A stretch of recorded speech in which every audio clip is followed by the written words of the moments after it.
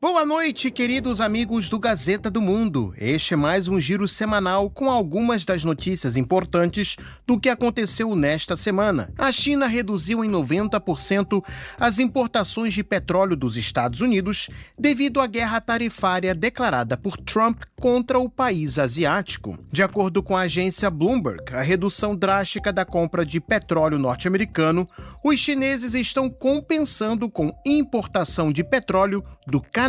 As importações chinesas de petróleo bruto de um porto próximo a Vancouver, na costa do Pacífico do Canadá, aumentaram para um recorde de 7,3 milhões de barris em março e podem ultrapassar esse número já neste mês de abril. Quase todo o petróleo do Canadá é enviado para os Estados Unidos para ser processado lá ou reexportado para a Ásia. Entretanto, a conclusão, em maio passado, do oleoduto Trans Mountain Expansion, que leva o petróleo bruto para a costa do Pacífico do Canadá, proporcionou ao país uma rota alternativa para exportar mais volumes diretamente, principalmente para a Ásia, reduzindo assim sua dependência dos Estados Unidos.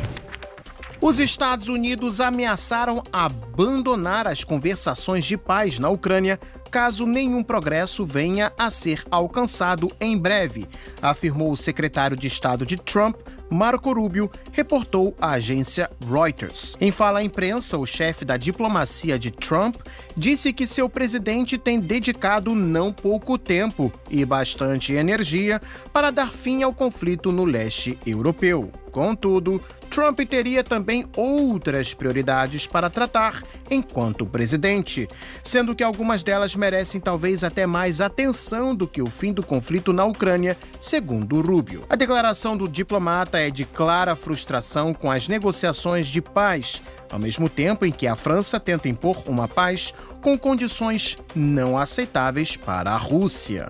Tal frustração também é, de certo modo, expressada pelo próprio Trump. Durante o encontro com a premier italiana Giorgia Meloni na Casa Branca na quinta-feira 17, o republicano disse o seguinte sobre Zelensky: "Não considero Zelensky responsável pelo conflito, mas não estou exatamente entusiasmado com o fato de que essa guerra começou. Essa foi uma guerra que nunca teria começado se eu fosse presidente. Não estou satisfeito com ele e não estou satisfeito com nenhum dos envolvidos. Acho que é uma guerra. Sei que é uma guerra. Ela não aconteceu durante 4 anos. Nunca esteve perto de acontecer. Nunca foi sequer cogitada. Falei muito com o presidente Putin sobre o assunto, que era a menina dos seus olhos, mas ele nunca teria entrado no assunto se eu fosse presidente. Agora estou tentando fazer com que ele pare porque, como você sabe, a Rússia é muito maior, é uma força militar maior, e se você for esperto, não se envolverá em guerras nas quais poderá culpar o homem que estava sentado nessa cadeira, Biden, pois ele não sabia que diabos estava acontecendo, mas posso garantir a você, e todos concordam com isso, se eu fosse presidente, essa guerra nunca teria acontecido." Zelensky também não ficou sem críticas contra a Casa Branca. Ele afirmou que o enviado especial de Trump, Steve Witkoff, tem feito afirmações sem sentido sobre os territórios que a Ucrânia considera como seus. A declaração de Zelensky é uma crítica ao posicionamento adotado pelo governo norte-americano de que, para se obter uma paz com a Rússia, Kiev terá que fazer concessões territoriais, provavelmente reconhecendo como do país vizinho a península da Crimeia, as regiões de Kherson e Zaporozhye, assim como as repúblicas populares de Lugansk e Donetsk, todos estes territórios que a Rússia incorporou em 2014 e 2022. Zelensky acusou Witkoff de adotar a abordagem russa sobre o tema da paz durante as negociações. Ao mesmo tempo, o ucraniano ainda busca apoio na Europa para uma paz que lhe seja mais conveniente, ou seja, não atendendo às exigências de Moscou. O presidente da Croácia afirmou que ele e seu homólogo polonês, Andrzej Duda, não enviarão tropas de seus respectivos países para a Ucrânia. Zoran Milanovic disse que a solução para acabar com o conflito, no final das contas, não será justa para a Ucrânia, mas ressaltou que não é considerado o envio de seus militares em uma hipotética missão armada de países da OTAN para a Ucrânia. Poljska je rekla da neće slati A Polônia disse que não enviará seu exército para nenhuma missão hipotética na Ucrânia, que poderia se transformar muito facilmente e muito rapidamente em uma missão de combate. A Polônia claramente não quer participar disso. A Croácia não participará. Esse é um tema que sempre pode ser discutido. Não sou a favor de tratar alguns tópicos como tabus, mas acho que esse não é o caminho certo e, infelizmente, a solução. Infelizmente, a solução não será justa. Teremos de gastar mais em armas e, ao fazer isso, gostaria de abordar brevemente esses temas eternos e generalizados da destinação de 2% do PIB para a defesa. Enquanto isso, o presidente polonês expressou esperanças de que o trabalho de Trump trará algum resultado em favor da paz. Quando se trata da guerra na Ucrânia, nem o presidente nem eu, sozinhos, conseguiremos acabar com essa guerra. Hoje, sabe-se que os EUA, representados pelo presidente Donald Trump, que assumiu recentemente o cargo, intervieram com a vontade de acabar com a guerra. Hoje, todos nós estamos aguardando os resultados de suas ações, que ele empreende. Se alguém me perguntar, como você vê isso? Eu digo que o ideal é que essa guerra termine o mais rápido possível, porque queremos que ela termine o mais rápido possível. Afinal de contas, queremos que as pessoas parem de morrer. Afinal, queremos que a Ucrânia volte a ser um país normal, livre e sem guerra, onde as pessoas possam viver normalmente, onde as atividades econômicas possam ser realizadas normalmente, onde as exportações e importações possam ser realizadas em condições normais. Os juízes da Suprema Corte do Reino Unido decidiram por unanimidade que uma mulher é definida pelo sexo biológico de acordo com a Lei de Igualdade de Gênero. Isso marca o ponto culminante de uma longa batalha jurídica que pode ter implicações importantes para a aplicação dos direitos baseados no sexo na Escócia, Inglaterra e País de Gales. O tribunal apoiou o grupo de campanha Pelas Mulheres Escócia, que entrou com um processo contra o governo escocês, argumentando que as proteções baseadas no sexo deveriam se aplicar somente a pessoas do sexo feminino de nascimento. O governo escocês argumentou no tribunal que as pessoas transgênero com um certificado de reconhecimento de gênero têm direito às mesmas proteções baseadas no sexo que as mulheres biológicas. Contudo, o tribunal defendeu que o sexo feminino é definido pelo fator biológico constatado no ato do nascimento. As tensões políticas na Moldávia voltaram a crescer depois de novos passos dados pela presidente Maia Sandu. Na região autônoma de Gagaúzia, moradores fizeram um protesto contra a presidente Sandu, acusando-a de tentar retirar a autonomia da região após a prisão e o processo na justiça contra a chefe da autonomia, Evgenia Gutzulho. Atualmente, o governo de Sandu tenta a aprovação de uma lei que proibirá determinadas manifestações públicas. Naturalmente, para que isso está sendo feito? Veja quantos milhares de pessoas aqui que estão protestando e expressando sua palavra estão falando sobre isso. Eles não querem ouvir a opinião das pessoas comuns, não querem ver protestos. Eles sabem que isso prejudica seus índices de aprovação e precisam vencer essa eleição de qualquer maneira, a qualquer custo.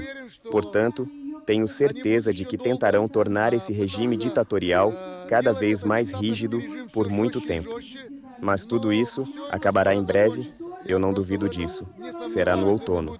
Você e eu sabemos que vários canais de TV já foram fechados na Moldávia. 18 canais de TV foram fechados. Eles estão tentando restringir a atividade dos partidos de oposição, estão perseguindo os políticos da oposição. Testemunhamos como a chefe de Gagaúzia, Evgenia Gutzul, está sendo perseguida. A autonomia de Gagaúzia possui considerado índice de apoio e simpatia com a Rússia. Por outro lado, a presidente da Moldávia, Maia Sandu, tenta cada vez mais aproximar seu país da Europa Ocidental. Para remover dificuldades a este processo de unificação com a União Europeia, Sandu tem tomado medidas que os locais não consideram nada democráticas, como a prisão de Gutzul e restrições às atividades políticas da oposição. Enquanto a União Europeia evita comentar as ações de Sandu, os manifestantes da oposição estabeleceram uma lista de exigências ao governo da presidente. Em primeiro lugar, eles querem que o Tribunal Constitucional da Moldávia cancele uma proibição do governo que impedia o parlamento de Gagaúzia de ter participação na nomeação do procurador da autonomia. Em segundo lugar, os manifestantes querem que o governo da Moldávia reduza suas intervenções no gerenciamento da autonomia, assim como pare de a discriminar na distribuição de recursos financeiros públicos. Os manifestantes prometem tomar medidas mais radicais se o governo de Sandu ignorar suas exigências. Na capital moldava, Chisinau, deputados oposicionistas a Sandu abandonaram o salão da Assembleia do Parlamento como protesto à presidente durante seu discurso. Eles a acusaram de não ser uma presidente legítima. Em um dos últimos episódios da perseguição do governo moldavo contra seus opositores e também aqueles que Sandu considera como tendo ligações com a Rússia, o arcebispo Markel de Baltzi e Falesti, da Igreja Ortodoxa da Moldávia, ficou impedido pelo governo de seu país de fazer viagem de Páscoa a Jerusalém. Sabe-se que a Igreja Ortodoxa da Moldávia é a maior comunidade cristã do país do leste europeu. O arcebispo afirmou que, enquanto tentava sair do país em direção a Israel, seu passaporte foi retido pelas autoridades locais sob pretexto de realizar buscas. O documento de viagem só foi dado ao sacerdote 30 minutos após a decolagem do avião. As autoridades emitiram um protocolo dizendo que nada de suspeito foi encontrado ou confiscado entre os pertences do religioso, aumentando ainda mais as suspeitas de mera perseguição política. O primeiro-ministro da França, François Bayrou, fez uma crítica ao presidente dos Estados Unidos, Donald Trump, na terça-feira 15, culpando por iniciar uma onda global de instabilidade, informou o France 24. Bayrou disse que o presidente dos Estados Unidos iniciou um furacão cujas consequências não terminarão tão cedo, observando que as decisões de Trump não apenas perturbaram o equilíbrio internacional, mas abalaram a confiança em todo o mundo. Na quinta-feira 17, a Suprema Corte da Rússia suspendeu a designação do Talibã como uma organização terrorista, legalizando efetivamente as atividades do grupo no país.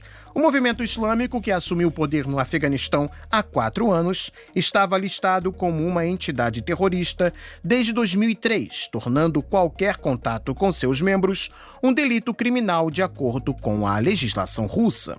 A decisão segue os apelos das autoridades russas para que se envolvam com o Talibã a fim de ajudar a estabilizar o Afeganistão.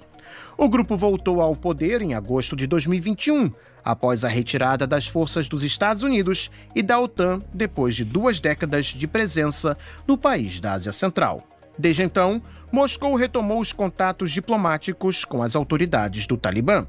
No ano passado, o presidente Vladimir Putin disse que era necessário estabelecer relações com o atual governo de alguma forma, já que eles estão agora no controle do Afeganistão. Embora o governo do Talibã não seja oficialmente reconhecido pela comunidade internacional, vários países da Ásia Central renovaram recentemente seus laços com Cabul. O Cazaquistão retirou o grupo de sua lista de terroristas em junho de 2024, seguido pelo Quirguistão em setembro. O Turcomenistão retomou a cooperação por meio do projeto do gasoduto TAP, e o Uzbequistão assinou vários acordos conjuntos com Cabul em agosto de 2024. O ministro da Defesa da Arábia Saudita, o príncipe Khalid bin Salman, se encontrou com o supremo líder do Irã, o Ayatollah Khamenei, em Teherã. O encontro se deu, de acordo com a imprensa iraniana, em boa atmosfera. O evento veio dias após diferentes canais de imprensa nos Estados Unidos e no Oriente Médio afirmarem que a Arábia Saudita não estaria com planos de participar de uma possível guerra entre o Irã e os Estados Unidos, causada por alguma ação de Trump contra a República Islâmica. O ministro saudita disse que a expansão das relações entre seu país e o Irã possui inimigos que devem ser superados. Atualmente, os Estados Unidos têm feito declarações belicosas contra o Irã, inclusive afirmando que uma opção militar contra a República Islâmica não é descartada para estabelecer um novo acordo sobre o programa nuclear iraniano.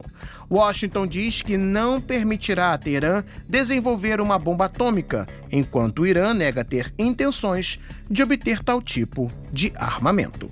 E este foi o nosso Giro Semanal. Até mais, pessoal. Tchau, tchau.